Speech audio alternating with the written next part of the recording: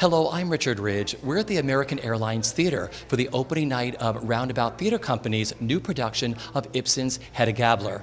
It stars Tony Award winners Mary-Louise Parker and Michael Cerveris.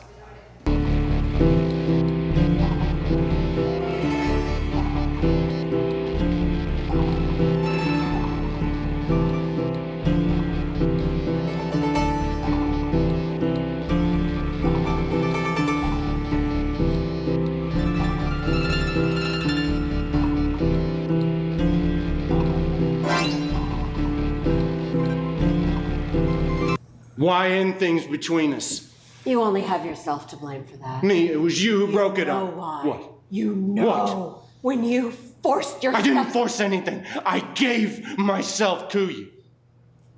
No, Hedda. No. Then why didn't you shoot me? I should have shot you. But you're a coward. Yes, I am. More than you know, I learned. Well, it came about really quickly. The director, Ian Rickson, called me, I think it was in May, and he said, would you like to do something with me? I said, what? He said, well, it's Ibsen, Hedda Gabler, Mary-Louise Parker. And I got really excited. Ibsen's my favorite playwright, has been for a long time. And, to work with Ian and to work with Mary-Louise on Broadway, tremendous experience. I've never worked on Broadway before. I've always wanted to do an adaptation, and I felt like I'm so young. That goes to people like Christopher Hampton and, Tom Stoppard in their 50s and 60s. So I was thrilled. I mean, to me, it was a no-brainer. I had to do it, I said yes right away. But what can dreams help us to understand about culture? The truth, Jörg. The inner lives of men and women. But surely you believe that to know the truth, we must use some objective measure. Actually, I believe that what is most personal may be truest of all, the study of culture as the science of not only what we see, but of how. Look for yourself.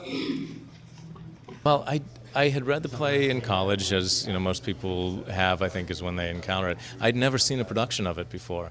And to be honest, I think that was because I didn't really love the play all that much. The translation I read, I just thought, well, she's just a bitch. He's a wimp, and the other, and I just didn't really see that it had a lot to say to me.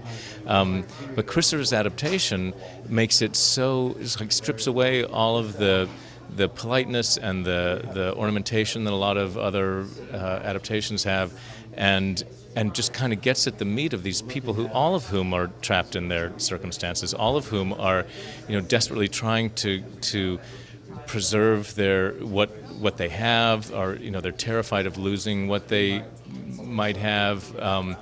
They're jealous of each other and trying to, but also trying to behave honorably or nobly, at least in my character's case. And all of that makes it feel very vivid and real, and gives me a lot to play in a part that ordinarily wouldn't be the part that that people would expect me to be playing, which is why when Ian asked me to do it, I thought, I have no idea what I would do, so I'll have to do that. And I kind of regretted that decision at points in rehearsal, but I'm now really, so happy that I have, and it's been thanks to Chris's adaptation, Ian's guidance, and this company that I've been able to find a version of this character that made sense for me to be doing, and that I think kind of helps Hedda seem.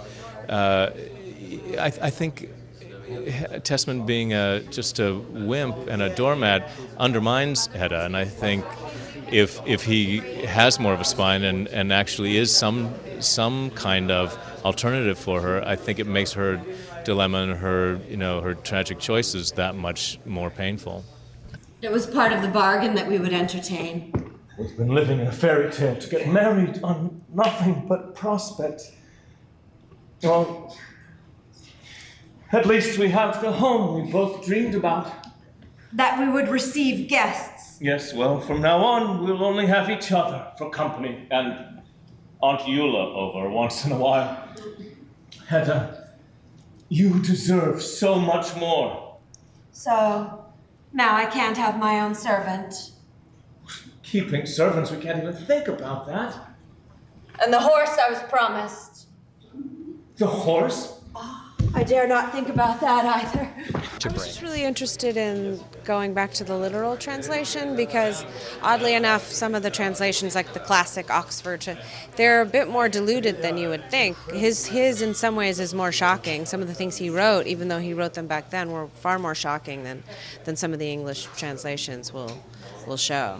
So I wanted it to be as as bracing and as stark and as human as it could be. And I think that I found that going back to the Norwegian, I found some things that I thought were really interesting.